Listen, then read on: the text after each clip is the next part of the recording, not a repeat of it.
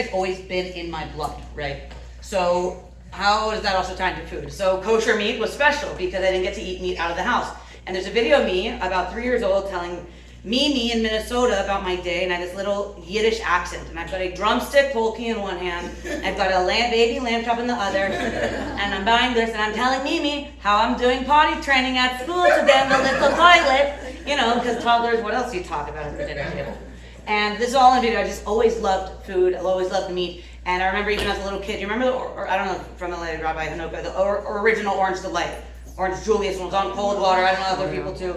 And I remember being on live and I was like, this is the coolest thing ever. It's like, I had chili dog. I'm like, oh, now I do brisket that cooks for 15 hours. So I grew up, I became a Jewish educator. I taught math and science first at EMEC, but I always wanted to teach Jewish studies, specifically to kids who didn't have a strong Jewish background, and really introduce them to like the love I have for Yiddishkeit and how you can apply a random Talmudic lesson of a pigeon and what side of the boundaries they're on to your life and what we learn from these things. And the one thing I really always shared was I'd take an iPod Nano from like, I don't know, 2007, 2008, 2009, this Nano, and I'd hold up a Tanakh, what is this? And all the kids say, an Apple TV remote. Okay? And I'm like, no. I said, technology changes so fast.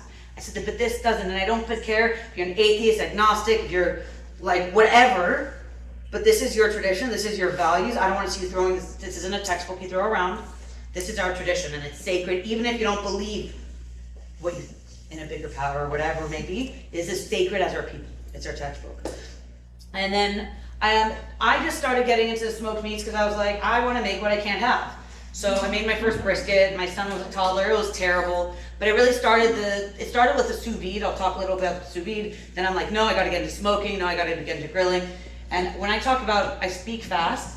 When I say I smoke meat for a living really fast, people go, excuse me? They think I'm talking about something else. And I'm like, they're like, how do you get paid for that? I'm like, I sell it. They're like, oh, no, okay, I see the misunderstanding here. So that's a comment that happens sometimes. I mean, it's California, what do you think? So I started just smoking meat at home and documenting it on Instagram, and I was telling the rabbis it came up because my pellet grill had smoke coming out of it, and Jewish studies there, and I'm like, that's some holy smoke. Like the incense in the Beis HaMikdash in the temple, and I'm like, that's some holy smoke. And I was like, oh. I texted my friend Natalie, who's a graphic designer, I'm like, let's go. She's like, brilliant name. It was just for funsies. I would sell some pieces of meat for Shabbos here and there. And then on a Facebook group that I was part of, a guy reached out named Jeremy Yoder, who's like, hey, I want to do a kosher brisket. And it was such a kiddush Hashem, the sanctification of God's name, because everyone was like, first of all, thank you, because he said he's not Jewish. Everyone's like, thank you, that's so sweet of you to want to try.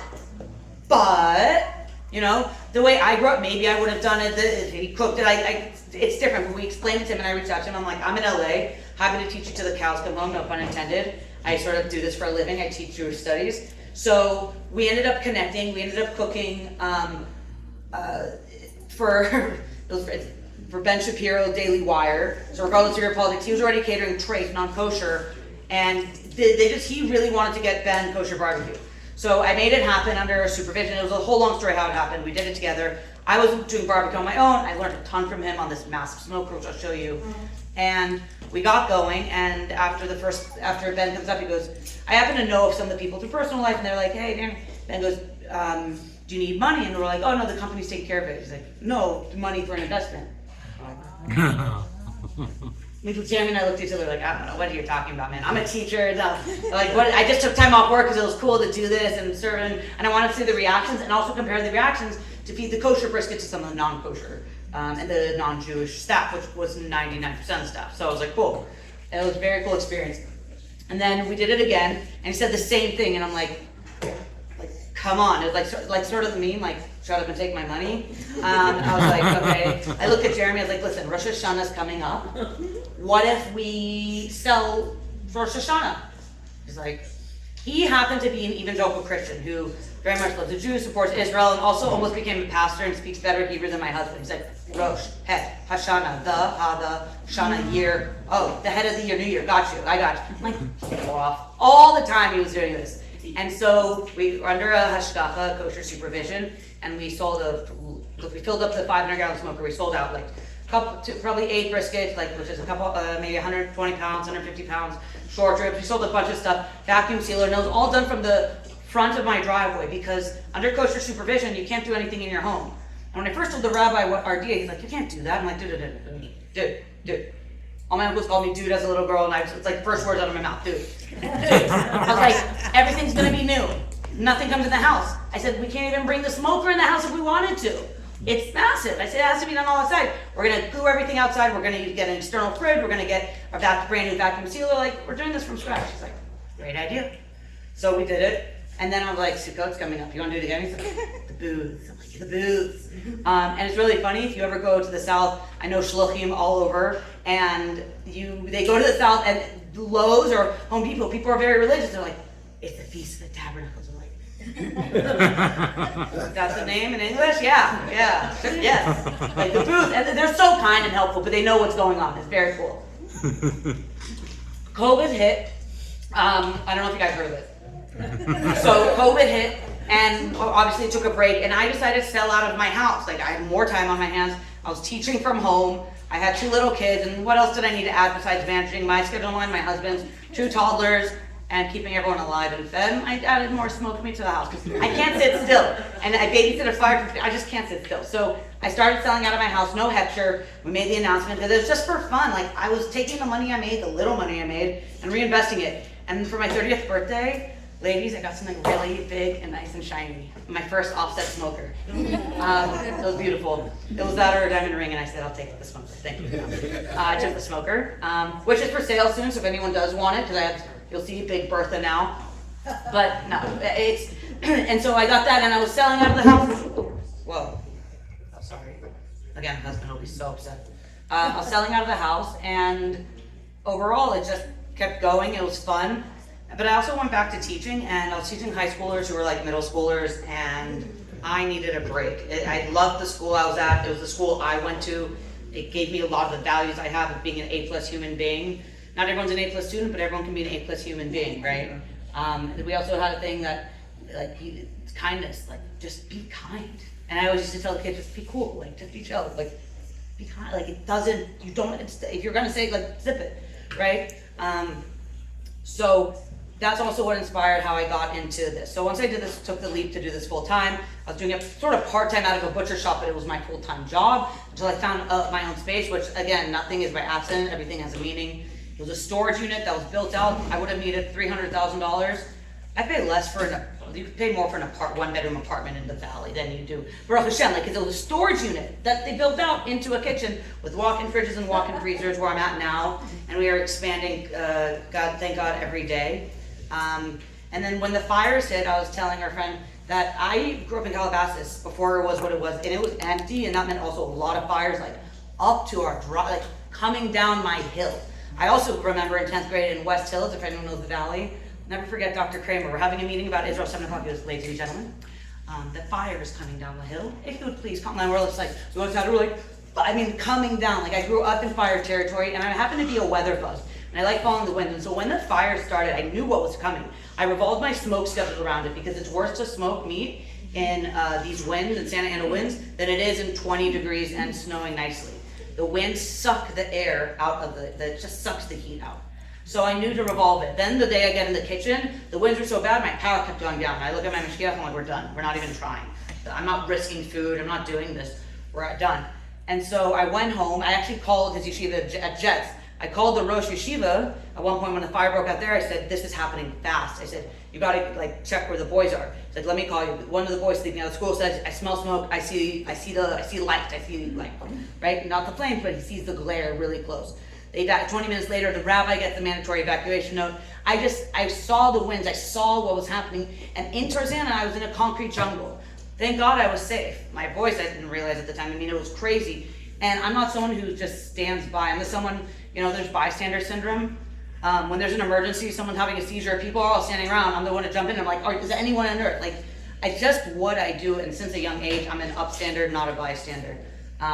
It's just how I roll. And so I didn't know how I was going to survive the month, to be honest, because I knew, like, how was I going to pay the bills? I'm a small business, new business. Then you'll start a business, and you're like month to month, you're like, holy smokes. how am I gonna get through it? You realize there's a lot to figure out. But I was like, everything's from Hashem, the good, the bad, the ugly. And so I was like, all right, I posted on Instagram, I'm doing fire relief. Here's my Zelle, here's my Venmo, 100% going. And I raised a few grand, and I did my first day, and I think we made like, I don't remember, 80, maybe 100 meals, not a lot. And then my friend, who I met through friends of friends, Chef Bae, Brooke Bayevsky, she's a celebrity chef, cooks for Adam Sandler, cooks for the Truth Just in Town for the Kardashians, and doing all this crazy. Brooke's awesome. I don't know how she ever sleeps. She's incredible, and she was really scared. And being from here, I'm like, you're in Westwood. She's like, am I gonna get fine? Am I gonna be okay? I'm like, dude, you're in the concrete jungle like me. She's like, but what about the Sandlers? I'm like, they're fine. Like, but they're home. I go, where are they? Like, they're in New York, but their staff evacuated. They go, I'm worried about the house. I'm like, I'm really okay. The Sandlers, I know very close family friends. My uncle lost a house in the Malibu fire. These very good friends, but these also very good friends happen to have a lot of money. It's really, really, really sad. It's devastating to lose your stuff. And my friend's good son, who's my age, they had a baby she was in labor as they were evacuating. We gathered me and my sister, Baruch Hashem, gathered all of our baby stuff, and like nice, got them stuff, made Airbnb. Doesn't matter if you have $1 billion, you're devastated. Some women just want their eyeliner. I helped all these people, what makes them feel whole again. So, where was I? I know I sidetracked. We jumped into action. I didn't know, and so I told Brooke, Sandler's will be fine. Their house is right outside. She gave me the address. I look it up. I look at the zone. And she's like, I don't know what to do. I'm like, Brooke, we jump into action. I'm good. She's like, I'm coming. She goes, we're raising $25,000. I'm like, okay. Like, yes, ma'am. Whatever you say. So she puts out the call, and I'm like, I can't take the money. So I call my friend, Rabbi Esther at Chabad of Pierce, at community college. They're good friends of ours. And I'm like, Rabbi Esther, I'm like, help. Like, can you funnel the money? He's like, yeah. He's like, how much you want to raise? I'm like, she says 25 grand. She's crazy. We're going to raise like 5 to 10 grand, God willing. He's like, no problem. And if you know, like, some Chabad houses are small, some are big, some are ginormous, right? There's all sorts of sizes. Some are 5-story buildings. Rabbi Isher works very hard. There's a small Chabad house on community college and are amazing shluchim. And he was like, yeah, I can do that. People get nonprofit money. And if you know, we documented this. Like, if there are any lawyers in here, tax attorneys, you can check us, we're good. We documented this, really. We wanted to be kosher on all levels. Kosher means fit. So we wanted to be kosher on all levels, legally, how we were doing it. And so Brooke came in, and I had some volunteers from my kids' school, and we started people just jumped in. The first day we made tons of kebabs, I think. I gotta look back at the dates, but it just kept going and going and building. And then Brooke brought in celebrity friends, and then we had Sivan's kitchen, and then this other girl, and then I didn't even know who was in my kitchen, and and then I was super overwhelmed coordinating deliveries. Maman nonprofit, and beautiful nonprofit my friend started in honor of her mother, is blown up in the biggest of ways. Incredible stuff they do. And I'm like, ladies, they packed a 737 jet to send to Israel supplies in the first week of the war. That's how, when I say crazy in a good way, these women are, like, they really jumped into action. And they got spreadsheets going. They started coordinating every single firehouse in LA. I still have the list of who got delivered, who didn't, and why. Were they there? Were they not? We got to the roads. We got to everywhere. So they handled all the deliveries. That's why I never came out here. I was really a conductor, I realized, in an orchestra. And at first, I hate standing by and watching stuff, but I realized I couldn't do it all. And so once I started doing it, I was like, okay, we started making 500 sandwiches. The reason my voice is like this is because I went so far into Santa Monica the first day and the fires were so bad, I didn't realize the next day, it didn't hit for a couple of days, and then my truck got stolen. We were having it was just a really wild time. So that's a little bit about how the fire relief happened. We ended up raising $5, $10, $15, $250,000. Rabbi, and I think I gave Rabbi Isser quite a scare. I don't think he's like, we're open up a new account, pay for this, pay for that, pay tax. We had to pay for some legal things to make sure we did this kosher. $250,000, over $125,000 went directly to families and people, $500 to $1,000 stipends. We knew we can't rebuild homes, we couldn't replace it all, but it feels kind of nice to get $1,000 for your family to go buy some stuff. That's like your own undergarments, like the brands you like just feel human again. The shoes, like my shoes, oh my gosh. For me, it's my shoes. Like, and hats. I'm a big baseball hat person. Like, I just want my hats, like, you know? So, and we still have money that people can collect. They just had to prove they're in the area. And the rest of it's being used to help people in need. Like, moms, single moms who may need rent, like they just have to, like they talk with the rabbi, kind of prove their circumstances, but it's going to very good causes, Jewish, non-Jewish, anyone in need, because that's what Chabad's there for, right? Rabbi, a lot of the meals didn't just go to Jews, anyone who needed could come pick up. Truly, like half our meals also didn't go to people who kept kosher. It just went to anyone in need that just great food that happened to be kosher. So let's jump right into it then. Now, it's a longer spiel than normal, but it's also, I have a very special connection to this community. So what is kosher? Like I said, kosher means fit, not just for consumption, but Torah must be kosher. In pop culture, let's say the contract's kosher, right? That's good to go. Kosher means fit. So kosher animal, land animal, must chew its cud and have cleft hooves. Birds are listed in the Torah of what's kosher. Fish are fins and scales. And it must be slaughtered by a shochet. A shochet is someone who's trained in shkita. It's a super fast and painless way. Dr. Temple Gardine is an animal welfare expert who's absolutely brilliant, and she talks about it being the most humane way of slaughtering an animal when done right. I'm not going to get into the details, but it's not here for a science class or learning shkita, right? But it's an incredible process. The knife is so sharp that if you hover it above your hair, like your arm, the hair will come right off. It has to be incredibly sharp. So I'm getting distracted. I just was reading a large portion on this book about shkita and Hasidim and how they brought in a different knife. A very interesting story, for another time. Why does their lungs be checked? So the lungs tell us if the animal's kosher. So regular kosher means fit. Glatt means smooth. So the animals, once it's slaughtered, the lungs are checked by a shochet. There's some different levels, like Beit Yosef means something. I'm not going to get again into the halachic nuances. Kosher just means it's healthy. Glatt means it's totally smooth. There are no adhesions. So there's just different levels. Almost all meat in America is glatt. There's only 2 non-glatt butchers in LA. It's just because of where America has moved. In Israel, non-glatt is way more consumed. So meat is, red meat is salted for 3 times. Hour, rinsed, hour, rinsed, hour, rinsed. People think it's pre-brine. It is not. We'll talk about the couple cuts that are extra salty just because of how the cuts are, like the grains. People also, and it drives me nuts, and it's incredible. Chef with 2 million followers, written 4 cookbooks. I prefer a kosher bird. It's pre-brine. But like, fake news. Talk to a Jew who knows. 1 hour is not nearly enough to salt a bird. It just draws out the blood. It does not infuse salt. So it drives me nuts that like all this fake news, and I don't know if you're following like a show on Netflix that just got, I don't know if you guys heard about it. What's it? Nobody wants this? Nobody wants this. And the guy's like, I loved your sermon on Tu B'Shvat. It changed the way I mourn. Tu B'Shvat's the holiday of the trees. They meant to say Shabbat, the saddest day in the Jewish New Year, but they didn't hire a consultant. The Simpsons actually at least hired 2 rabbis. They double-checked everything, and it was like so halakhically accurate. It's really great episode. The Simpsons on Krusty Krab's Jewish background. Oh yeah. So let's get moving. Methods of cooking. So the classic method of cooking I talk about is braising. I'm just going to keep drinking and hydrating. That's also what the doctor said. I'm really listening to that because I want to save my voice.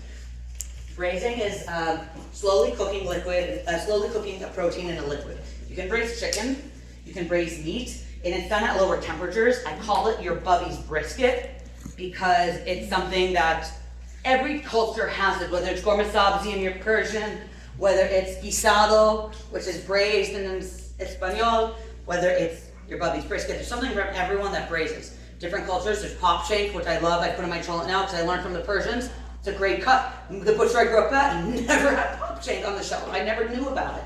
So I've learned about more cuts as I grew up and then got married and started cooking and learned what cuts are great for this. You're gonna have a braised brisket tonight, also buco style. It's a sauce that I make. That's the dish you'll have later tonight. And another braised dish that we later shredded called birria. It's smoked and then cooked in a consomme. So there'll be that as well. So again, most people are familiar with braising to a degree. Then there's roasting, which is dry heat. And I'm only talking about, I'm just gonna hold this on my, I'm only talking about meat. I'm not talking about vegetables. Vegetables you can cook hot. But what do you notice about this piece of meat? Marble. Marbled, you wanna eat it, you know what I mean? But what the look of it? It's rare.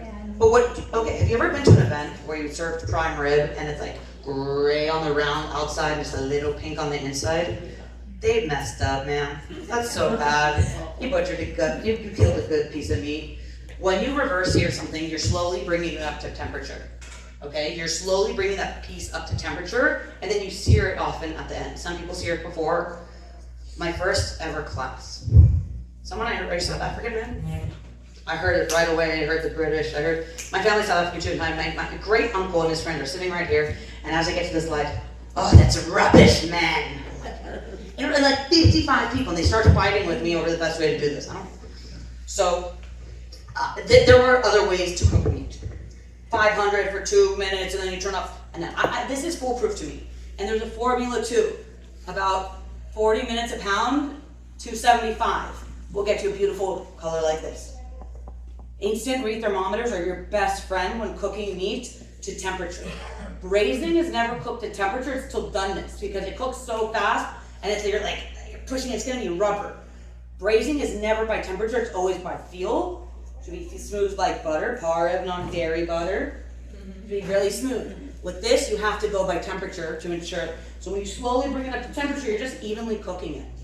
And you're cooking it, some things will take longer bone in, some ovens cook a little faster than others, but overall this is my favorite way to cook a roast. And then there's sous vide, which I love. Sous vide, I speak fluent French. No, I'm just kidding. When I tell French people that, they're like, wow, I'm like, sous vide. And they're like, oh. It's French, which means under vacuum. And you can cook pretty much any protein or veggie this way. So what that little funky machine is an immersion circulator. It heats the water and keeps that water circulating at a very specific temperature. All right, I'm gonna be really personal with you guys.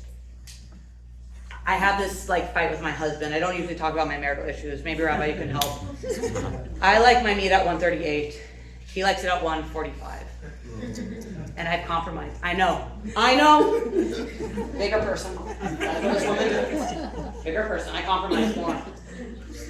But this gets it so precise.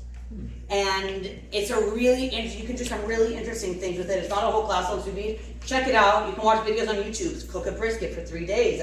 Get a medium rare brisket, but it's like a steak. Why? Because you cooked it in a special way. Very cool way of cooking. Nothing tonight was cooked with it, but I heat things up this way. I cook a lot of stuff this way. And then there's smoking and grilling. People ask me on a recent podcast, what is barbecue? And I said, I think barbecue encompasses anything with fire. But then you have grilling, which we think is hot and fast. And then we think about smoking, which is low and slow. And I want to give you 2 tips right now. 1, if you've ever cooked chicken on the bone on the barbecue, you burnt it and the inside's raw, everybody does it. What you need to do is on a gas or charcoal grill, set up 2 zones, hot and cold, literally. You start cooking the chicken on the hot side and are really hot and you sear it. Get nice coloring, not burnt. You don't sauce it now. Don't anything like that. Once you get a really nice color, move it to that cold side, get that heat to medium high, close the grill. Look at the temperature, it'll work like an oven. Beautifully cooked chicken all the way through. No, clap. I grew up where my father would just char it. When you do it this way, you could put it on the cool side first and char it, do it at the end, and glaze it and do that and get a nice color, but quickly so you don't burn that sauce. My dad would sauce it and then cook it for 20 minutes on the grill, and then you have to peel back the char to get to because he just chars it. Second thing, another way I like to cook steak. Get your grill, again, 2 zone, really, really, really hot, and flip it. Just keep flipping. Every 30 seconds, flip the steak. And the first time you flip it over, you're like, Danny, it looks disgusting, it's gray. But trust the process. Trust the process and just keep going. What you're doing is you're slowly building up that outer bark without overcooking the meat. And it's a good way to get your meat looking like this. And you can do it with a steak. You can do it with any thickness. The thicker it is, the longer. I recommend small, you can do really thin flat iron, or you can use 1.5 inch cowboy steak sort of thing, like a ribeye steak. So that's my favorite way to make a steak on the grill. Depends on the steak. Sometimes I prefer reverse seared. Takes longer, will break down those muscle fibers a little more. this is me and Big Bertha.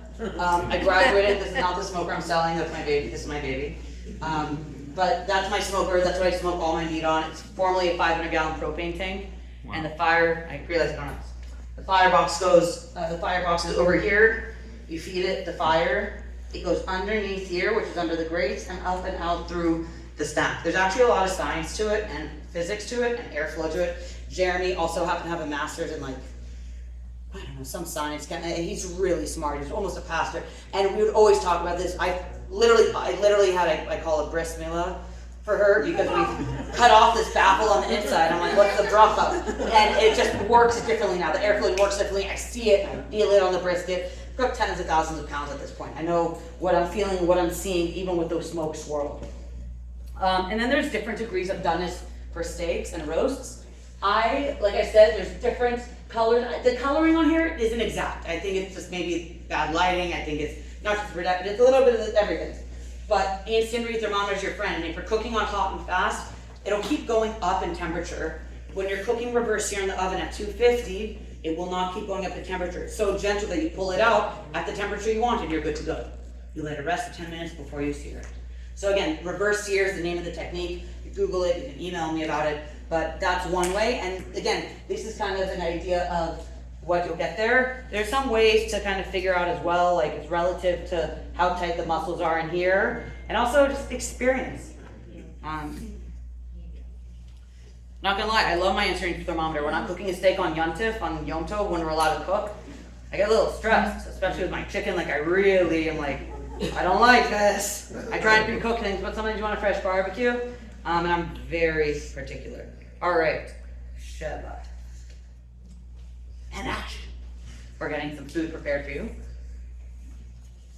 Shuck is where almost all your kosher meat comes from. I'm sorry? That's the handout, right? Yeah. Chuck is the chuck primal. So it comes from the whole area. And if you ever go to the butcher and they just say chuck, it could literally be from a 150-pound piece of muscle. And you don't know what muscle it is, and it's just cut up into cubes. There's a breakdown of those muscles. So they all cook differently, and I don't recommend people usually buying pre-cut stew meat. Buy it whole, it cooks better. If you cube it yourself, take that 2 extra seconds. Cubing meat's really easy. It's like the most simple thing, you cannot mess it up.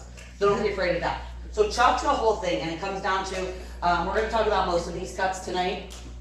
The French roast, one of my favorite, like my all-time favorite. Shakai roll, terrace major, which is like equivalent to the filet mignon on the front half of the cow. Very tender, very lean. The minute roast, the top leg. Shoulder, I'm not gonna talk too much about. People make it like it's roast beef. It's very lean, it's very basic cut. It can get very dry very fast. And then chuck ribs, aka flanken. We'll compare those with short ribs in just a minute. So, once your sister gets to be, so what we're gonna do is I'm gonna talk a little bit about the first cut. What do you notice about these 2 cuts? Marbling. One's marbled and one's not, right? So, what's the difference? Flavor. Fat is flavor. Fat is your friend. When it comes to steaks, now some steak cuts are leaner naturally, right? Some are, and we'll talk about those. Other ones aren't. Other ones are meant to be a little more marbled, and I always tell people, shop with your eyes. If you can ever go into the store, shop with your eyes. You can see, right, the difference between these ribeyes, like the same price, but whoa, one looks way better than the other. Sometimes I see lean cuts that are supposed to be very lean, and they look really marbled, and I'm like grabbing them because I'm like, they look sort of like wow, they're really marbled. And it's just gonna give you a lot more flavor, which is why grass-fed doesn't have a lot of fat, it's very lean. So let's get right into it. So chuck eye is known also sometimes as chuck steaks and known as the poor man's ribeye. I don't know if I feel like normally I walk, I'm a teacher and I'm a mover, but I also feel like when I stand there, I'm in the way of the TV. So I apologize if I miss you. I miss you all. I love you all. So poor man's ribeye. It's found right next to the ribeye. So where the ribeye ends, this begins. So those first slices are steaks that most people, blind taste tests, will not be able to tell the difference between a ribeye and that. It's that good in my opinion. Oh, and the first cut comes up, the hair goes up. So it's really great for shredding. It's very economical, and it's usually netted. It's oftentimes netted, called a Delmonico roast. And literally put it right on top of it. And it's literally called the Delmonico, sometimes called Delmonico roast. Why? I don't know. I'm teaching you what the cuts look like and what they should look like so that when someone calls it a California roast or a brick roast, you're like, what is that? You can start identifying it with your eyes. You can braise it, you can cut it to steaks, you can grill it, you can reverse sear it and cut it thin for like a fattier roast beef. It's a little tougher as it gets longer than the other parts of it when it's rolled up. So some places will sell just the first half and like make it like almost like a rib roast, and that's why they'll call it a Delmonico roast. But it's it doesn't slice perfectly, so I tell friends who make it, I go, if you don't care about presentation, this is the cut to go for. And who, honestly, people don't realize when it's in a sauce and braised, you just grab a chunk of meat. It's really good. So I often use this cut for food. So we'll take a quick time out so I can feed you guys. That sound good? So what I have here is smoked birria. Birria is a Mexican dish that, I forgot what region it comes from. Iberia. No. And it has some peppers in it. It is very mild. It's not super spicy at all. And we have put our own spin to it. I'm a foodie, so like I said, I grew up eating vegetarian out of the house, and I saw a lot that I couldn't eat. It took me 25 attempts to make this one dish from a sushi place I grew up eating at to perfect it. Trust me, when I did, my husband was like, are you okay? I'm like, it feels so good. Like, I was literally like, and my sister who eats, who's not yet as observant, it actually goes, this is how it tastes. How did you do it? I'm like, yes. So I really pride myself on trying to make things that are really delicious, that wow people, and my slogan is great food that happens to be kosher. And so what I did with this is, and I'm kind of proud of it, because a couple kosher places started copying it. At first I was mad, I'm like, no, that's a form of flattery. They're not smoking it, they started doing birria. Wait, I'm gonna put pickle on first. Gotta have pickle there. And so what we do is we smoke it first. Sometimes I use some different cuts. There's different cuts you can use to shred meat. But this is the key, guys. Don't get a lean cut to shred meat. It will become too lean and dry. Right? Because what is fat? Flavor. Yeah, that's going to be our slogan, right? Fat is flavor. We're going to put this. That's why you have a little fork and knife at your seat. There is plenty of food. This is a taster. More will come later and keep coming. So I like to use chuck, and I'm going to give you sometimes, I don't know if you can find it in stores, in kosher stores, you can get something called trimming. Now the trimming comes from different parts of the animal, but I will tell you, and some of this is, because I use different cuts for this, it is like sheep, which is super gelatinous and rich and moist, and again, fat is flavor. And you can't just infuse fat, you guys. People go, oh, the fat infuses into the meat when that's why you have fat on top of a brisket. No, fat will never infuse into it. You need the intermuscular marbling. You need the marbling on the inside, not just on the outside. Why don't I take some questions right now while I do this? It's a great time for some questions. You mentioned birria. Yes. Isn't birria goat? Great question. Birria is often made with goat, lamb. It depends on the region. This is beef. So this is all beef. We smoke it first and then we finish it in the sauce. Thank you. It tastes like corned beef? Yeah. I hope not. Chuck, this exact cut. So when I do these classes, every class I do from all over the country is situated differently. As a teacher, I wrote out curriculum. I have a master's in education. So I customize these classes how we roll. So sometimes I'm slicing meat in front of people and serving it up. Other times we're dishing it up like this. Sometimes it's always food. How do you have a Jewish event without food, right? Any other questions right now on cooking methods? Yeah. Is the chuck eye boneless? Great question. Yeah, the chuck eye is boneless. It's actually kind of hard to get whole chuck with bone in these days. Like you have to special order it, but it comes bone. It'll only comes boneless. Again, unless you somehow special order it. Trying to really load up the tacos because there's a lot. We have a lot of food for you guys tonight. So. Do you know like a good, pretty good like marinade for like minute steaks? Great question. We'll talk about marinades at the end, but this is a great time to talk about it. So, marinades. We talked about you can't infuse fat, right? The only thing that can fully penetrate a piece of meat is salt. So people dry brine, meaning they'll put salt on their meat, leave it in their fridge for a couple of days. Marinade, scientifically proven, not just me, you'll see a picture at the end, can only penetrate maximum a quarter of an inch on each side. So quarter of an inch plus a quarter of an inch is half an inch. Therefore, if you're gonna marinate a roast that's 3 inches thick, it's not gonna penetrate all the way. The only thing that'll fully penetrate is salt. So you'd wanna put salt, some kosher salt in that. Not just because it's kosher, but because of the size of the plates. If you're sciencey, it should be about 1.5% of the weight in grams.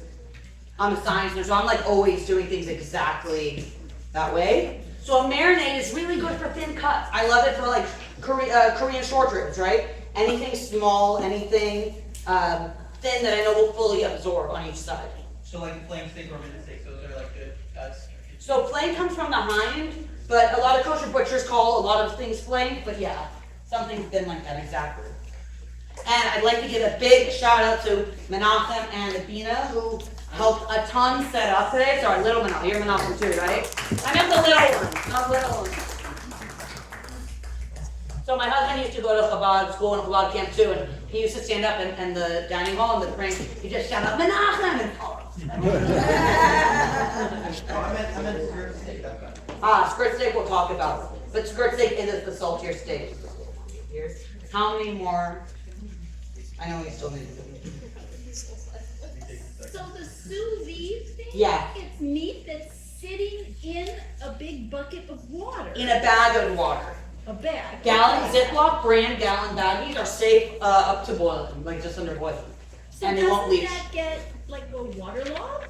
No, when it's in the bag, in a Ziploc bag, in water, or in a vacuum seal, so only touching the bag, and the water cooks it all the way through. Oh, the water's on the outside of the The bag. water's on the outside, yeah. What's circulating is the water. Yeah. So Danny, you mentioned that this myth that kosher meat is pre-brine. Yeah. Is just that, it's fake news. Exactly. Is it saltier? Great question. So, kosher meat is not saltier except for 2 cuts, and we'll talk about it right now. And skirt steak is one of them? Skirt steak is one of them, and hanger steak due to literally how the muscles line, the salt gets stuck in them. So what you do is you either So with those two, they're not just saltier cuts, they're cuts that will be saltier when kosher. exactly. There's salts that are saltier when kosher. There's no reason for a trade one to be salty at all because there's 0 salt involved in the process there, from my understanding at least. And so what the skirt steak does, you can either do this. You can either wait 1 minute. You can either marinate it in something with 0 salt, but I prefer either rinsing it really well and getting your fingers in there and the water really getting in the grooves, or you soak it in ice water and set an alarm for 45 minutes. Why ice water? Because if you forget the water for a little longer, it's still cold and safe. It's not sitting in room temperature water. You want that to be 40 degrees or lower. So it's called a coffee with that. Yeah, and just for 45 minutes, and that'll get the salt out, and then I like to then marinate skirt steak and some other things, usually with, something with soy sauce. I have different recipes online. I'm happy to share with the rabbi some links to some of my recipes that are public. So you can see in some of them, one of them is a carne asada marinade that is truly one of my favorites. And during Passover, I just substitute the soy with balsamic salt, make my own kind of like concoction. Wait, so it's not kosher on Passover? There's different things. I think soy is only a kidney, right? Soy is kidney, but not So hummus. if you're Sephardic, it's Yeah, if you're kosher. Sephardic. So like if you're Sephardic, you can have it. Sure. My sister married a Sephardic guy, or I was Persian, and she's like, I have rice on Passover. I'm like, I can make something like things. Yeah, for real. Sorry? Soy sauce often has wheat. You're right, soy sauce. So there's they have imitations, and then there's actually, I don't think anyone makes a tamari that's head for Pesach. But you're right, most soy has wheat, but they now make a lot that are gluten-free. But again, ask your local Orthodox rabbi. Wait, a little more meat. How many more rows do we need? May I ask a question about the 2 more tables? Sure. Yes, ma'am. What about the? So, so there's different opinions, and there's some bags that advertise what they're made with in particular. Also, that's why I only use Ziploc brand, not a 99-cent store brand, because Ziploc I know has been tested and there's studies on it. And also, I know people will never touch it, some people will, so that's where, I know people are concerned with microplastics. It's LA, everyone's got their own thing. And I'm not judging, it's just, it's LA. You don't go to other places here, New York, there's many diet, gluten-free, vegetarian, what do you mean? This is for family. I'm just making some more, anyone else not have? How did you cook this? So, it's smoked first. You smoked it first. Yeah, it's smoked first, and then we finish it in a sauce. It has no, but it's good, if someone just wants meat, I have some extra meat. But there's, we'll put out more of this meat when we have there's a barbecue brisket baked beans. Actually, it's no brisket in it, I'm sorry, it's barbecue baked beans. It's a little spicy, so if you're sensitive to sweet, it's got a slight kick. But then there's the brisket that I made off Buco style with this family recipe. If you're giving it away. Who's been checking their phone? Is the Dodgers The lose? Dodgers lost. Thanks, what's the score? 6-1. Everything has meaning, right? Like, everything has meaning. So, we're gonna jam through this. So we've got Terrace Major. It's the most similar to filet mignon on the front half of the cow. We'll talk about the back half later. And it's very lean, there's only 2 per cow. There's only 2 per cow. And it is often called London broil, which I hate so much. It's like calling it cut brick roast. Lemon broil is a style of cooking. One butcher was like, told me, he goes, this guy's Moroccan, I can't even do that. He said, the French were fighting in the London, the British are fighting, goes, it's London broil. No, it's French roast, so they call it fish fighter. I'm like, no, they don't. It's not true. London broil is a way of cooking. It means hot and fast. And it's meant to really sear something really fast, because if you cook it too long, it'll be like leather. So any cut labeled London broil, they are telling you to cook it hot and fast. It's not a bad cut to marinate, but it also tapers out. So I like to reverse sear it where it cooks it more evenly, because if you just grill it quickly, the inside will be really rare and the outside will be a little way more done. Because it looks sort of like a torpedo. It reminds me of, I'm very mature. Apparently my old boss said my maturity stuck at 18 and I was a high school teacher. I was like, great, perfect. Yeah, I said it looks like one of those torpedoes you throw underwater, those weighted toys, those pool toys, and I was like, hey, it looks really, really like that in real life too. So great cut, lean, very close to fillet on the front half of the cow, and you shouldn't cook it past medium. So if you like well done, don't do this. And I won't judge you. Just like we don't do Jews, I won't judge you if you like your meat well done. But I will judge you if you now buy the wrong cut and then make it like leather, because why? I'm teaching you. That's going to teach you what cut you should get when you want something more well done. Like this. The French roast is one of my favorite cuts because of how versatile it is. You can do so much with it. It's a more expensive cut. You can braise it low and slow. I prefer cooking it either in the sous vide or reverse sear at work for my steak boards and for what we do at work. I cook it reverse sear in the oven, and it's incredible.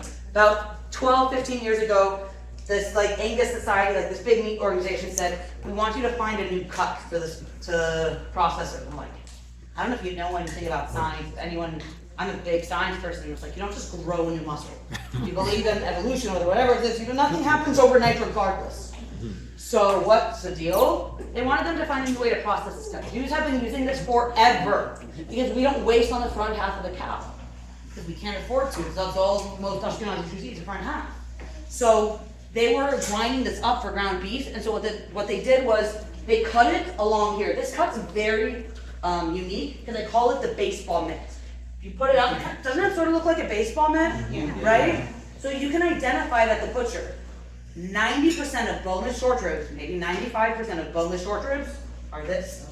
The boneless short ribs I use at work are these. Okay? It's so versatile. You can cook it to medium rare, you can cook it to medium, you can cook it to well, you can braise it, don't shred it, it's really expensive to shred, but it will be so good and rich. Okay? Really great cut of meat.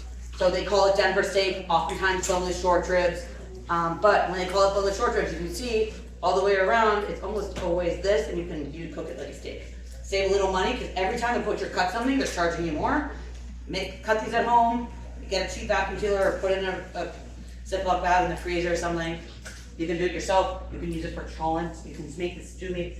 It's really, really, really versatile. It's like, I don't know, I don't even know what to compare it to. Like a one-and-all device. You know those one-and-all devices that never work? This one works. But you say barbecue on medium heat, what is that temperature, medium heat? Great question. If you can keep your hand there for 4 to 5 seconds, that's really low. If you can keep your hand over the heat, like 6, 7 inches, not on it. If you keep your hand there 2 to 3 seconds, that's pretty medium. And if you put it on and you're like, whoosh, it's flaming hot, like it should hit you, 1 to 2 seconds, that's really hot. So that's how you can judge the temperature of a grill. It's kind of your hand test. Is this a chuck roast?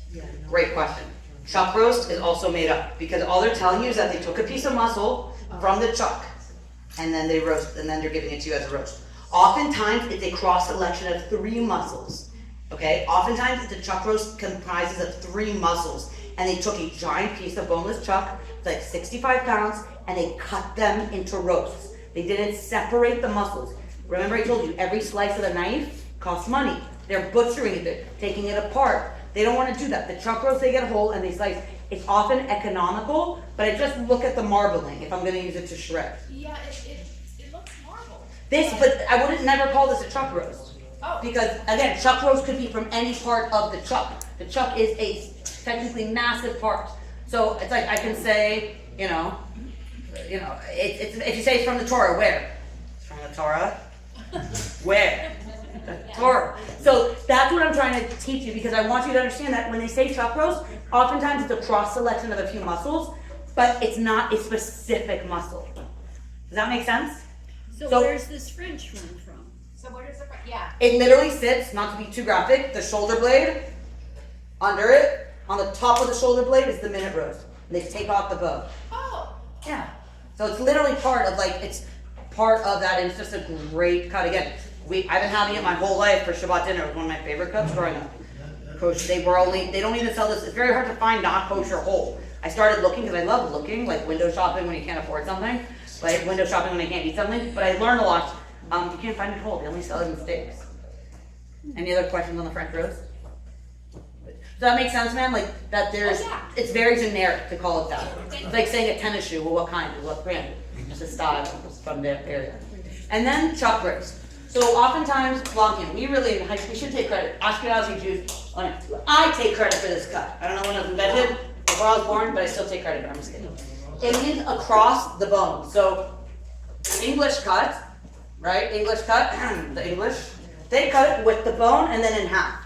And so you have this beautiful piece of meat sitting on top of a bone that shrinks up, and it's beautiful for a wedding presentation. That's English style. Blancan style is it's usually 4 bones. It does have a 5th bone, doesn't have meat. The butchers usually cut it off, and they're cutting it across. So you have a cross selection like you see below. You can cut these. This is a cut you have to cook low and slow in the barbecue smoker, in the oven, or braised. But when cut very thin, they're Korean barbecue like short ribs. You can marinate it. I marinate it, cook it on the grill, and it's delicious. It's only otherwise, if you were to do it whole and cook it, you can never cook this to medium rare. It has to be cut very thin. So to do that, Blancan is great to braise. It's great in cholent. It is more expensive. Meat prices are going up and up. So learning how to use things like a chuck eye, things that are more economical, it's going to be really helpful. As these meat prices rise due to the lack of cattle in America, demand, tariffs, there's a lot of things going on in the business. So these I rate a 9 out of 10. They're really good, but we're going to talk about dino ribs or short ribs in just a second. You learned to wrap out the French roast, which was the underblade. Now we're talking about the top blade. It's known for a gristle in the middle. A gristle is a piece of connective tissue. And oftentimes minute steaks are cut down perpendicularly, right, to the gristle to create these steaks. You can grill them and just eat on either side. As a kid, I'm just a meat eater. Of course, I was like, no, I'm not. People eat it still. And you could braise it too. Very, very versatile cut. It's more economical. Okay, and then if you've ever heard of flat iron, a flat iron sits on top and bottom of the gristle. And I have videos online. There's videos that show you how to separate it. Sometimes the butchers go for a fee because you do lose some weight on there. But when I do it myself, I save a lot of money, and I have some amazing steaks. These cuts, so cut flat iron can be either medium rare or well done, and they'll cut like butter either way. We had it for Shabbos, and we had a babysitter sending it. You are really lucky, I'm like, you have flat iron for dinner. He's like, oh, I'm like, it's super soft.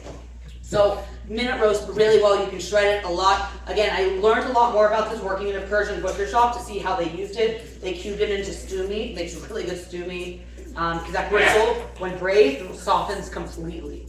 There's a little part at the end that doesn't, but the rest of it just like becomes silky. Yeah. How do you remove the grizzle? Great question. You gotta watch the video online, but basically you cut parallel. So the gristle runs through it here. I originally started with a hook. As I got better at butchering, I took more time and I learned how to separate it, clean it, and then you do have waste. But But it does. you save money doing it But you can yourself. also just eat around it too, right? Exactly like I did growing up. I didn't even realize that, but yeah. Or just cook it until it's like that.